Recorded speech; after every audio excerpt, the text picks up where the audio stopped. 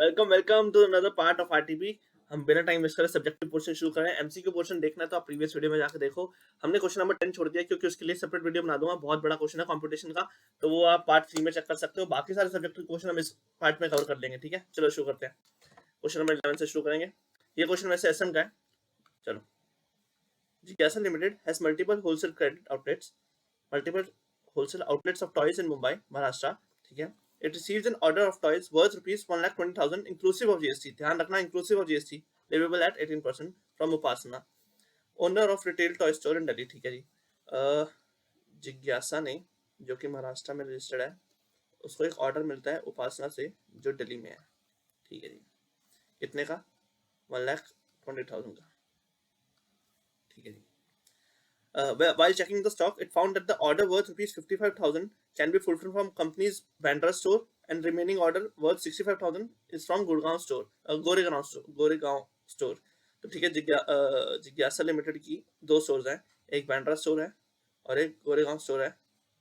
यहाँ से 55,000 का सामान जा रहा है और यहाँ से 65,000 का। यहाँ पे अब कहता है both the stores are instructed to issue separate invoices issue करो, जबकि जाने रेसिपिएंट जो है वो एक ही बंदा है, उपासना लिमिटेड ही है। चलो, उसके बाद the goods are transported to Upasana in Delhi in a single conveyance owned by Jaidev transporters. Single conveyance में जा रहे हैं दोनों consignments. You are requested to advise जिज्ञासा limited with regard to issuance of e-way bills.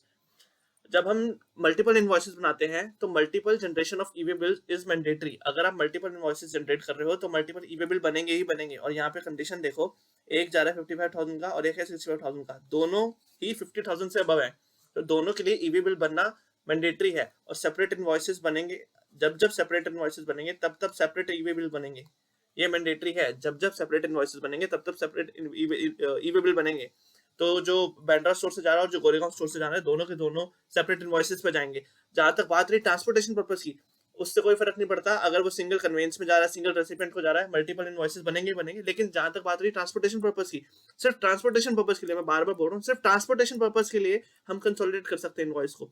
बाकी कभी भी ई-वे बिल एक नहीं बनेगा, ई-वे बिल कंसोलिडेट होकर नहीं बनेगा। ठीक है, separate invoices, separate e-way bill, सिर्फ ट्रांसपोर्टेशन पर्पस के लिए कंसोलिडेटेड इनवॉइस बन सकता है बस। चलो, विविध private limited is engaged in supplying various services in Bangalore. थोड़ा दिख रहा है आपको?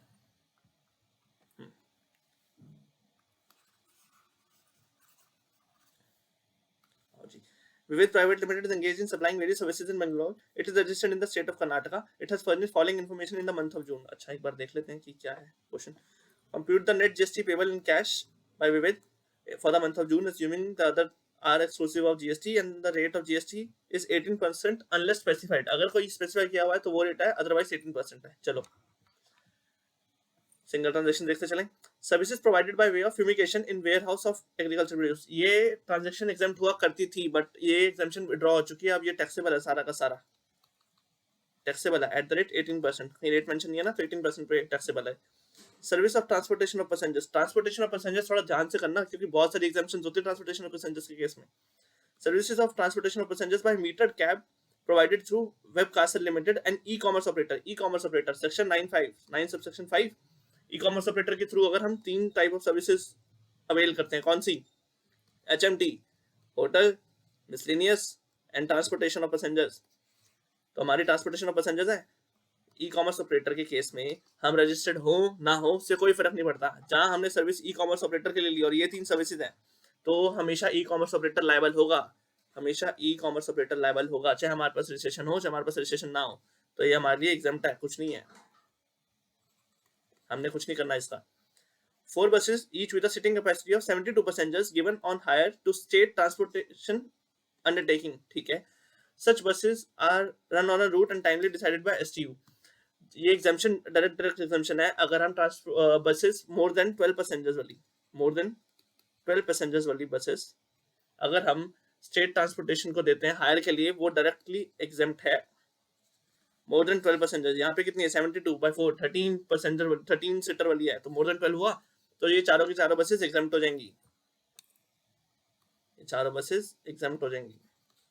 चलो जी, अगर ये लाइन नहीं दी होती हमें, such buses run on a route and timely timing decided by STU, अगर ये नहीं भी दिया होता तब भी एग्जाम्प्ट होता, इससे कोई फर्क नहीं पड़ता कि एसटीयू टाइम डिसाइड कर रहा है कि नहीं, या डायरेक्शन डिसाइड कर रहा है कि नहीं। चलो, goods transportation services from GTA for transporting the goods to be used in the respective buses given on hire to STU, tax on such services 12%। अगर वो 12% पे कर रहा है, अब तो वैसे बड़ी कंडीशंस होती हैं कि आप एनेक्सर 5 फाइल करो कि वो GTA ऑप्ट कर रहा है एनसीएम के लिए कि नहीं, लेकिन 12% दे रखा है तो हम ये जूम करेंगे कि जो GTA है वो नॉर्मल चार्ज मैकेनिज्म में पे कर रहा है, तो नॉर्मल चार्ज मैकेनिज्म में पे कर रहा है। लेकिन लेकिन लेकिन ये सर्विसेज किसके रिगार्डिंग है, ये जो हमने एसटीयू को बसेस दी है उसके रिगार्डिंग GTA सर्विसेज, ये वाली सर्विस जो हमने ये वाली दी है ऊपर, तो एसटीयू के रिगार्डिंग जो पीछे वाली ट्रांजेक्शन है वो हमारे लिए एग्जाम्प्ट है। अगर हम आगे कोई भी ट्रांजेक्शन देते हैं, सॉरी आगे वाली हमारी जो ट्रांजेक्शन है वो एग्जाम्प्ट है, तो हम इसके रिगार्डिंग कोई भी आईटीसी क्लेम नहीं कर सकते क्योंकि हमारी आउटवर्ड एग्जाम्प्ट है। अगर हमारी आउटवर्ड टैक्सेबल होती तो हमारी इनपुट भी मिल जाता, लेकिन अगर हमारी आउटवर्ड एग्जाम्प्ट है तो हमारा इनपुट भी नहीं मिलेगा, तो हमारा ये आईटीसी यहाँ पे नहीं मिलेगा, कुछ नहीं होगा इसका, ठीक है जी। तो हमारे लिए सिर्फ एक ही टैक्सेबल थी, कौन सी, ये 13 लाख वाली, 13 lakh into 18% is the answer. चलो,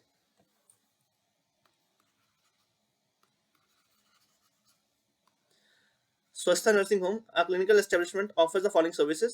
क्वेश्चन क्या कहता है, determine whether GST is payable in respect of each of the above services.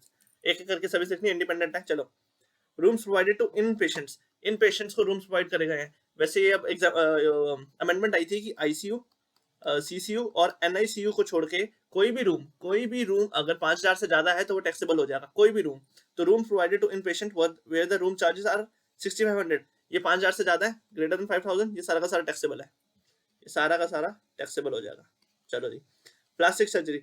Sir plastic surgery तो खत्म ही होगी, जहां प्लास्टिक सर्जरी देखिए वहां 100% केसेस में टैक्सेबिलिटी हो जाती है जी। नहीं, कुछ केसेस ऐसे होते हैं जहाँ पे टैक्सेबिलिटी नहीं होगी। कौन से केसेस होते हैं, किसी का एक्सीडेंट हुआ है, उसको रिपेयरमेंट चाहिए, मतलब नेसेसरी है, कोई रिकंस्ट्रक्शन करनी है फेस की या कुछ भी है, जहाँ पे प्लास्टिक सर्जरी नेसेसरी के लिए, नेसेसिटी पूरी करने के लिए हो रही है, वहां पे वो टैक्सेबल नहीं होगा, वहां पे एग्जाम्प्ट होगा। तो यहाँ पे देख लेते हैं किस चीज के लिए है।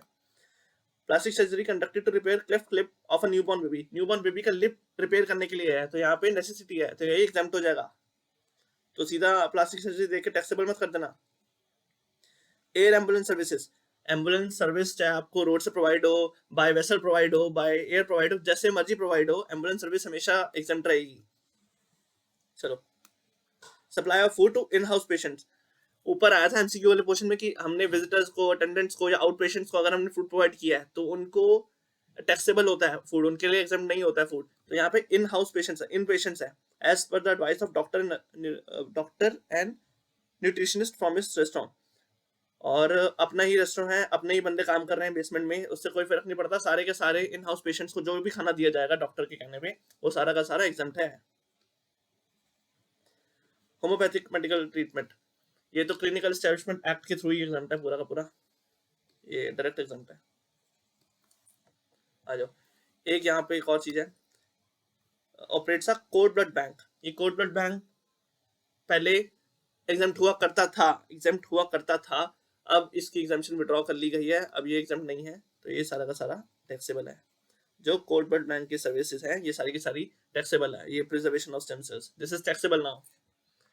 चलो जी, मेन कंप्यूटेशन वाला क्वेश्चन में ये आपको टाइम लगेगा, बाकी क्वेश्चन तो आसान है।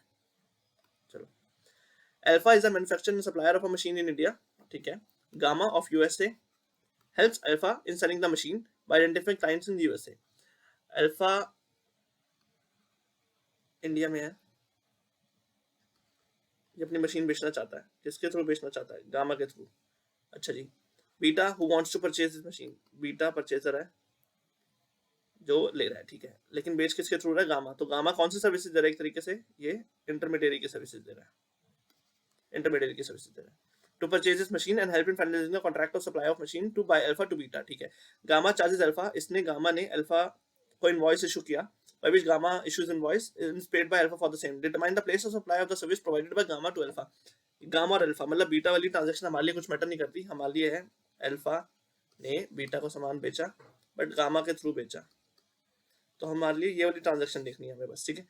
अब मेरे को एक बात बताओ, जब हम प्लेस ऑफ सप्लाई देख रहे हैं तो हम प्लेस ऑफ सप्लाई सेक्शन 12 या सेक्शन 13 के अंदर देखेंगे। अब हमने अल्फा कहाँ पे है, इंडिया में है, गामा कहाँ पे है, ये यूएसए में है। When one of the person is outside India, कौन सा सेक्शन लगता है? सेक्शन 13 लगता है, तो सेक्शन 12 गया तो सेक्शन 13 लगेगा जी। अब ये कौन सी सर्विसेज के थ्रू लग रहा है? इंटरमीडिएरी की सर्विसेज दे रहा जी। इंटरमीडिएरी की सर्विसेज कौन से सबसेक्शन में होती है? सबसेक्शन 8 में होती है। सबसेक्शन 8 में 3 सर्विसेज दी हुई है, बैंकिंग की सर्विसेज दी हुई है, इंटरमीडिएरी की सर्विसेज दी हुई है और हायर वाली सर्विसेज दी हुई है। तो हमारी इंटरमीडिएरी की सर्विसेज क्लॉज नंबर बी में आती है। Section 13 subsection 8 clause number B के हिसाब से जो भी सर्विसेज दी होंगी उस हिसाब से प्लेस ऑफ सप्लाई हो जाएगी, लोकेशन ऑफ सप्लायर क्या हो जाएगी? Location of supplier. Her case में लोकेशन ऑफ सप्लायर। हमारे लिए सप्लायर कौन था? गामा था। हम सर्विस ले रहे हैं ना, अल्फा को सर्विस मिल रही है गामा की, इंटरमीडिएट सर्विस। सप्लायर कौन है सर्विसेज का? गामा। तो गामा की लोकेशन क्या है? यूएसए। तो प्लेस ऑफ सप्लाई क्या हो गई? यूएसए हो गई प्लेस ऑफ सप्लाई। क्लियर है? चलो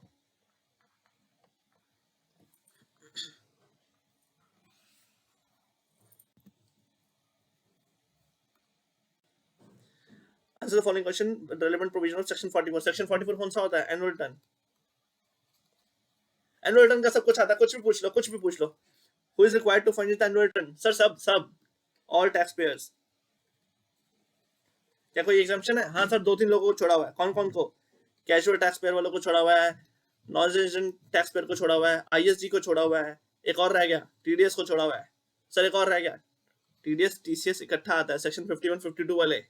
तो ये 4 बंदों को छोड़ के सबको एनुअल रिटर्न फाइल करनी है, सबको, सारे टैक्स पेयर को छोड़ के, 4 बंदों को छोड़ के, कैजुअल टैक्स पेयर, एनआरटीपी, आपका आईएसडी एंड आपका टीडीएस टीसीएस वाले सेक्शन 51 52 वाले। और what is the due date? Due date तो यार मेरे को लगता है जिसने जीएसटी नहीं भी पढ़ा वो भी बता सकता है। एनुअल रिटर्न की ड्यू डेट क्या होती है? 31 December of the subsequent financial year. चलो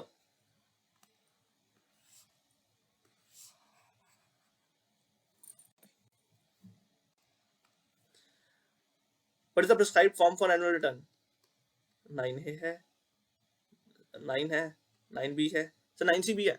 9C नहीं है, 9C फॉर्म नहीं है, 9C रिकंसिलिएशन स्टेटमेंट है। 9 सारे टैक्स पेयर्स के लिए, रेगुलर टैक्स पेयर्स के लिए, 9A कॉम्पोजिट टैक्स पेयर्स के लिए और 9B ई कॉमर्स ऑपरेटर के लिए। लेकिन ये अभी तक नोटिफाई नहीं हुआ है, येट टू बी नोटिफाइड। ये नोटिफाई नहीं हुआ 9B। तो 9 रेगुलर टैक्स पेयर्स के लिए, 9A कॉम्पोजिट टैक्स पेयर्स के लिए। और अगला क्वेश्चन है, who is required to furnish a self reconciliation statement? पहले जीएसटी ऑडिट होती थी तो सीए का सर्टिफिकेट लगता था, सीए का डीएसटी लगता था। अब सिर्फ रिकंसिलिएशन स्टेटमेंट देते हैं हम फॉर्म 9C में। ये भी सबको भरना पड़ता है, लेकिन यहाँ पे एक एग्जम्पशन थ्रेशोल्ड लिमिट है। यहाँ पे सिर्फ उनको बनना है जिनकी aggregate turnover limit is greater than 5 crore है। सिर्फ 5 करोड़ वालों को देना। अब ये मत बोलना कि जो एनुअल टर्नओवर है वो 2 करोड़ की एग्जम्पशन मिली हुई है लोगों को, वो लॉ में कहीं नहीं गिवन है, वो एग्जम्पशन गवर्नमेंट देती है अलग से।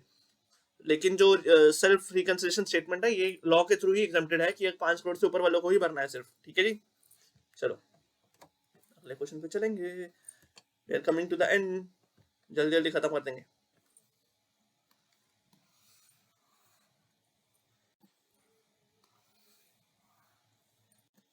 चलो, Nitya Associates is engaged in taxable supplies in Kerala. The Assistant Commissioner of Central Tax passed an education order under Section 73, which was received by Nitya Associates on 18th October. Section 73 कौन सा होता था वैसे? Demand वाला, जिसमें demand आती थी, SCN वाला इशू होता था, फिर उसमें इंटरेस्ट पेनल्टी अगर आप टाइमली पे करते हो तो कम हो जाते थे। अब 18th अक्टूबर को मिला, ठीक है जी। In the said order GST liability of 6 lakh CGST and SGST was decided along with interest at the 18%। तो मतलब डिमांड निकली 6 लाख की, मतलब सीजीएसटी एसजीएसटी के हिसाब से हो गई 3 लाख 3 लाख। क्लियर है? इंटरेस्ट भी पे करना है और साथ में पेनल्टी है 60,000 की। Nitya associate was in complete disagreement, कुछ भी नहीं माना भाई, हम कुछ नहीं मानते। ऑर्डर में क्या है? ये ऑर्डर है अंडर सेक्शन 73। ऑर्डर में है जी, टैक्स आपने पे करना है 6 लाख, इस पे इंटरेस्ट पे करनी है 6 लाख पे 18%, और आपने पेनल्टी पे करनी है 60,000। ये ऑर्डर है, लेकिन हमने सारा का सारा मना कर दिया कि हमने कुछ भी नहीं माना। तो अपील फाइल करेंगे इसके अगेंस्ट। अब आगे बढ़े। So it filed an appeal before the appellate authority on 31 October. With in time की गया। वैसे टाइम क्या होता है, कितने टाइम हम कर सकते हैं? 3 मंथ्स प्लस 1 मंथ एडिशनल। तो 3 मंथ्स तो छोड़ो, 18 अक्टूबर को मिला था, 31 अक्टूबर को ही फाइल कर दिया, तो विद इन टाइम है। Determine the amount of pre deposit to be made by Nitya associate for filing the appeal. Pre deposit का कंसेप्ट क्या होता था? डायरेक्ट 10% से मत शुरू हो जाना अपील के केस में। पहले एडमिटेड टैक्स लायबिलिटी देखी जाती है कि आपने एडमिट कितना किया, पहले वो पे करो, उसके बाद जो डिस्प्यूटेड है उसका 10% देखेंगे। तो यहाँ पे एडमिटेड लाइबिलिटी कितनी थी, एडमिटेड लाइबिलिटी कितनी थी, 0। क्यों? क्योंकि कंप्लीट डिसएग्रीमेंट है ना, कंप्लीट डिसएग्रीमेंट, कुछ भी नहीं माना, हमने कोई चोरी नहीं करी, तो कंप्लीट डिसएग्रीमेंट है, तो एडमिट लाइबिलिटी हो गई 0। अब डिस्प्यूटेड लाइबिलिटी का कितना, 10% ऑफ डिस्प्यूटेड टैक्स लाइबिलिटी। इसमें इंटरेस्ट पेनल्टी भी आते हैं जी? नहीं, वो एडमिटेड लाइबिलिटी में आते हैं, वो प्रोपोर्शनेट इंटरेस्ट प्रोपोर्शनेट लाइबिलिटी जुड़ जाती है। डिस्प्यूटेड लाइबिलिटी में प्री डिपॉजिट का अमाउंट सिर्फ 10% ऑफ डिस्प्यूटेड टैक्स अमाउंट है सिर्फ, ठीक है, टैक्स लाइबिलिटी के केस में tax amount, disputed tax amount. अब लेकिन ये मैक्सिमम लिमिट है 25 CR की, 25 CR तक की प्री डिपॉजिट जमा होता है। तो हमारा यहाँ पे कितना है, 6 लाख है ना, 10% ऑफ 6 लाख कितना हो गया, 60,000। बस ये हमारा अमाउंट ऑफ प्री डिपॉजिट है। आगे कुछ क्वेश्चन कहता है, whether your answer would be different in if Nitya associates appear only against part of the demanded amount 4 lakh and admits the balance liability of 2 lakh। मतलब 2 लाख मान लिया, 4 लाख अभी भी हम डिस्प्यूटेड में जाएंगे, तो जो 2 लाख मान लिया, पहले तो इसका देखो, तो जो एडमिटेड लाइबिलिटी है पहले तो 2 लाख, साथ में इंटरेस्ट इस पे 2 लाख पे एट द रेट 18%, साथ में प्रोपोर्शनेट पेनल्टी कितनी बन जाएगी, प्रोपोर्शनेट पेनल्टी 20,000 बन जाएगी, 60,000 है तो, है ना। उसके बाद हमने जो डिस्प्यूटेड लाइबिलिटी है, डिस्प्यूटेड लाइबिलिटी कितनी बची, 4 लाख, इसका 10% कितना बचा, 40,000। समझ आया, क्लियर है, आगे चले, चलो जी। Robert and Sons is engaged in supply of taxable goods. It enters into a contract to supply a consignment of said goods. However, it is unable to determine the value of the goods to be supplied by it। ठीक है, कोई goods बेचना चाह रहे हैं लेकिन उसकी value determine नहीं हो रही, इसलिए दिक्कत हो रही है। It applies for payment of tax on provisional basis along with the required documents. ठीक है, हमने रिक्वेस्ट करी कि हमें प्रोविजनल बेसिस पे हमें पे करने दो। 7th of January को ऑर्डर आ गया कि आप प्रोविजनल बेसिस पे टैक्स पे कर सकते हो। ठीक है जी, इंडिकेटिंग हमने सारा कंप्लाई करते सब कुछ कर दिया। Robert and Sons complies with the same and supplies the goods on 29 January, मतलब जनवरी का केस है, जनवरी मंथ में सप्लाई हुई है। इसकी ड्यू डेट क्या पड़ेगी, 20 फरवरी पड़ेगी, 20 फरवरी पड़ेगी। चलो, प्रोविजनल बेसिस पे हमने जो टैक्स पे करना था हमने 19 पे को कर दिया, 19 फरवरी को ही कर दिया, हमारी ड्यू डेट 20 को थी, हमने 19 को पे कर दिया। ठीक है, फाइनल असेसमेंट के केस में फाइनल असेसमेंट का ऑर्डर आया 18 मार्च को, 18 मार्च को फाइनल असेसमेंट का ऑर्डर आया और उसमें हमारी एडिशनल डिमांड निकलती है 1,80,000 की। ठीक है जी, और हमने उसकी पेमेंट करी 9 अप्रैल को। तो हमें डिटरमाइन द इंटरेस्ट पेबल, अगर हमने जो बाद में पेमेंट करी तो उसमें इंटरेस्ट कितना बनता है। पहले तो इंटरेस्ट कब से कैलकुलेट होता है, ड्यू डेट से कैलकुलेट होता है, फ्रॉम ड्यू डेट। तब तक कैलकुलेट होता है जब तक ऑर्डर आया या जब तक हमने एक्चुअल पेमेंट करी, जब तक हमने एक्चुअल पेमेंट करी, डेट ऑफ एक्चुअल पेमेंट। तो from due date to date of actual payment, हमारी ड्यू डेट क्या बनती थी, 20 फरवरी बनती है, 20 फरवरी बनती है। हमने पेमेंट कब करी, 9 अप्रैल को करी। कितने दिन बन गए, फरवरी के 8 दिन बन गए, मार्च के 31 बन गए और अप्रैल के बन गए 9, तो हमारे हो गए टोटल 48 डेज। जी हाँ, हमारे हो गए 48 डेज। तो इंटरेस्ट कैसे कैलकुलेट होगी, टैक्स अमाउंट था 1,80,000, उस पर 18%, उस पर 48 डेज के लिए हमारी इंटरेस्ट बनेगी, कितनी आ गई,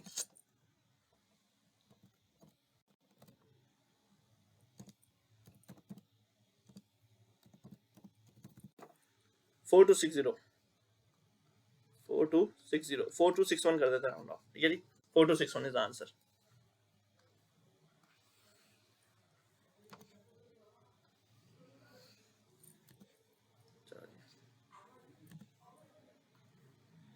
Jumbo Steels imported heavy machines from USA.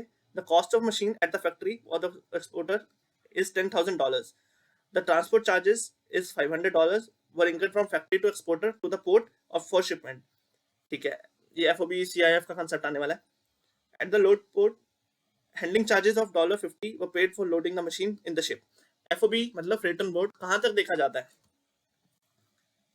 ये हमारी फैक्ट्री है, ये यहाँ तक पोर्ट तक गए, पोर्ट है, यहाँ से शिप चलेगी, क्या शिप बनाई है, ये शिप जाएगी, ये इंपोर्टर का पोर्ट है, एक्सपोर्टर का पोर्ट है। जितने खर्चे यहाँ तक होते हैं उसको FOB कहते हैं, और जितने खर्चे यहाँ तक होते हैं इसके यहाँ उतरने से पहले, दैट इज CIF। क्लियर है, ठीक है जी। इसने 1,000 पहले कॉस्ट दे दी, कॉस्ट कितनी है, $10,000। ट्रांसपोर्ट के चार्जेस लगे $500, और हैंडलिंग चार्जेस लगे $50। तो यहाँ तक की वैल्यू आ गई, चढ़ाने तक की कितनी आ गई 10,550, 10,550। ये क्या है FOB वैल्यू है। चलो जी, बाइंग कमीशन 50, बाइंग कमीशन तो कभी भी नहीं आती, बाइंग कमीशन हम लोकल एजेंट्स को देते हैं, वो नहीं होता, इंक्लूड नहीं होती एसेसिबल वैल्यू में। Freight charges from exporting to India, transportation charges दे रखे आगे, ट्रांसपोर्टेशन चार्जेस है 1000। वेसल से आ रहा है तो 20% वाली कंडीशन नहीं देखेंगे। Transportation charges 1000। इंश्योरेंस दे नहीं रखा, जब जब इंश्योरेंस नहीं दे रखी होती है उस केस में क्या करते हैं, जब जब इंश्योरेंस नहीं दे रखी होती है उस केस में क्या करते हैं 1.125% ऑफ FOB ले लेते हैं। FOB कितना था 10,550, 10,550 का 1.125% 118.68, 118.68, 69 लगा लो। इंश्योरेंस आ गई, और कोई खर्चा, और कोई खर्चा नहीं है जी, टोटल करो।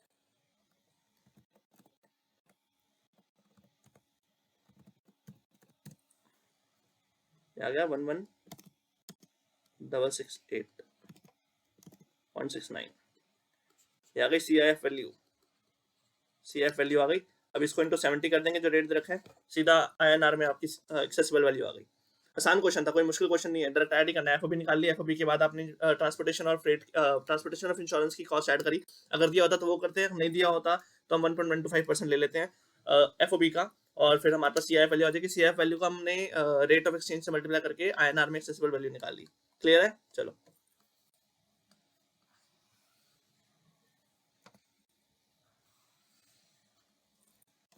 चलो जी, चलो चलो चलो। बल्लू limited imported super kerosene oil, ठीक है, SKO, and stored it in a warehouse. An next bond of bill of entry for home consumption was filed. Home consumption की bill of entry फाइल हो चुकी है as per the rate prevailed, and the order for clearance of home consumption was passed. ठीक है जी। On account of highly combustible nature of SKO, the importer made an application to permit the storage of such kerosene oil in the same warehouse. ये कौन सा concept है, ये warehousing without warehousing वाला concept है। उस पर where housing के प्रोविजन तो नहीं लगेंगे, लेकिन वो गुड्स वेयर हाउस में पड़े रहेंगे। एप्लीकेशन करनी पड़ती है इंपोर्टर को कि हमने सारी बिल ऑफ एंट्री फाइल कर दिया, सब कुछ रेट पे कर दिया, तो उसको आगे कुछ भी पे नहीं करना है। जब भी वो निकालेगा वो सिर्फ वेयर हाउसिंग के चार्जेस पे करेगा, अदरवाइज और कोई खर्चा नहीं पे करना उसको। चलो, the department demanded the differential duty, क्योंकि ड्यूटी के रेट बढ़ गए जब उसने बाहर निकाला। Ballu limited challenge the demand, will discuss briefly. Ballu जो है यहाँ पे केस जीत जाएगा बड़ी आराम से। क्यों? क्योंकि सेक्शन 68 के सारे, अगर उसने प्रोविजंस को फॉलो किया और कोई भी कंडीशन वायलेट नहीं करी है, उसने बिल ऑफ एंट्री फाइल करी है, उसने सारे चार्जेस पे करे हैं, रेलेवेंट रेट पे करे हैं, उसको आगे कुछ भी पे नहीं करना। वेयर हाउसिंग के लिए उसको आगे कुछ भी पे नहीं करना है, चाहे वो ड्यूटी बढ़ जाए या ना बढ़ जाए, वो वेयर हाउसिंग के प्रोविजंस उस पर अप्लाई नहीं होते हैं, क्योंकि वो होम कंजम्पशन के लिए क्लियर करा चुका है गुड्स, वो सिर्फ वेयर हाउसिंग पर्पज के लिए वहां पड़े हैं। तो इस केस में बल्लू बड़ी आराम से केस जीत जाएगा कि उसने सेक्शन 68 की कंडीशन सारी की सारी फॉलो करी, सेक्शन 49 सारे फॉलो करे हैं कस्टम के। ठीक है, तो वेयर हाउस प्रोविजन इस पे नहीं लगने वाले हैं। चलो आगे, last question. ABC Limited imported an offset printing machine from Germany for 5 crores and the bill of entry for home consumption was cleared in April on payment of duty. However, due to certain technical glitches, the said machine could not start functioning and the said machine was sent back to supplier for repairs in May. May में वापस भेज दी। ठीक है जी। The manufacturer of machinery in Germany had made necessary repairs and had sent back the machine again to ABC. ABC ने एक machine खरीदी थी लेकिन वो ढंग से काम नहीं करती थी, तो उसने रिपेयर के लिए वापस भेज दी जर्मनी में। मई में वापस मई में उन्होंने रिपेयर वगैरह करा, सब कुछ करा, वहां से दोबारा आ गई कब, सितंबर में। ABC ने री इम्पोर्ट कर लिया। अब री इम्पोर्ट जब भी हम करते हैं तो हमें दोबारा से इम्पोर्ट ड्यूटी पे करनी पड़ती है, लेकिन थोड़ी सी एग्जम्पशन हमें दी हुई है यहाँ पे। अगर हम री इम्पोर्ट कर लेते हैं, कितने टाइम में, टाइम फ्रेम क्या है 3 साल में, एडिशनल 2 years मिलते हैं ऑन एप्लीकेशन। 3 साल के अंदर अंदर अगर हमने कर लिया तो ठीक है। हमने तो यहाँ मई में भेजा था, सितंबर में कर लिया, तो टाइम तो फिक्स है हमारा। अगर उसकी ओनरशिप चेंज नहीं हुई है, सेम ओनरशिप है, ओनरशिप चेंज नहीं हुई है और उसकी करेक्टरिस्टिक चेंज नहीं हुई है, जिस कंडीशन में भेजा था उस कंडीशन में वापस आ रहा है। Since the machine was having manufacturing defect, the repairs were carried out by machine manufacturer without changing any amount for the repairs. However, the fair cost of repairs, including cost of material consumed during the repairs of 70 lakhs would have been 90 lakh. Cost of material 70 lakh है, तो बाकी बचा हुआ 20 lakh labour weber लिया होगा, 90 लाख, हमें उससे कोई मतलब नहीं. कॉस्ट ऑफ रिपेयर कितनी हो गई, ध्यान लिखते हैं. कॉस्ट ऑफ रिपेयर कितनी हो गई, 90 लाख. उससे मतलब है कि 70 लाख मटेरियल लगा, 20 लाख लेबर, कोई मतलब नहीं है. अब इसमें क्या इंक्लूड करेंगे, आने जाने का कॉस्ट ऑफ इंश्योरेंस और कॉस्ट ऑफ रेट, दोनों साइड का. यहाँ से जब जर्मनी गई और जर्मनी से जब वापस आई, दोनों साइड का हम इंश्योरेंस और फ्रेट लेके चलेंगे. तो 7.5 लाख का फ्रेट और इंश्योरेंस लगी है वन साइड, और same from Germany to India, दोनों साइड मतलब सेम लगी, 7.5 लाख पर साइड लगी है. तो कॉस्ट ऑफ रिपेयर हो गई, कॉस्ट ऑफ फ्रेट और एंड इंश्योरेंस हो गई 7.5 लाख इंटू 2, मतलब 15 लाख. तो टोटल वैल्यू कितनी होगी, 105 लाख. 105 लाख हो गई. अब 105 लाख पे कस्टम ड्यूटी पे करनी है. पहले तो बीसीडी पे करेंगे 10% पे, बीसीडी पे करेंगे 10% पे, हो गई आपकी 10.50. इसके बाद हम पे करेंगे आपका एसडब्ल्यूएस 10% पे. 10% किसका, 105 का नहीं, 10% ऑफ बीसीडी, तो ये हो गया 1.05. टोटल करो, और कुछ है, और कुछ नहीं है जी.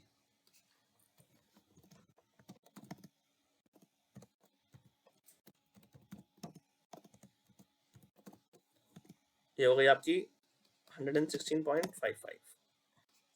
ठीक है जी, 116.55. अब this is the value for IGST. अब आईजीएसटी इस वैल्यू पे चार्ज होगा 18% पे, जो भी चार्ज होगा ये वैल्यू निकल आएगी. दिस वैल्यू -105, दिस वैल्यू -105, ये हमारा कस्टम ड्यूटी पेबल है. क्लियर है, निकाल लेते हैं ना. 116.55 20.979 20.98 कर देते हैं. चलो जी, 20.98 प्लस 116.55 माइनस 105, तो कस्टम ड्यूटी पेबल आ गई 13.648. ठीक है जी, क्लियर है. यहाँ आपकी आरटीपी खत्म होती है. कोई भी क्वेरी हो कमेंट सेक्शन में डालो, टेलीग्राम पे डालो, मैं उसको रिप्लाई करूंगा. और कंप्यूटेशन के लिए अगला पार्ट देखो. कंप्यूटेशन का क्वेश्चन बहुत बड़ा है, आसान है, कुछ ऐसा नया कंसेप्ट नहीं है, बट हाँ बड़ा है, तो उसके लिए एक सेपरेट वीडियो बनाई गई है. चलो टेक केयर गाइस.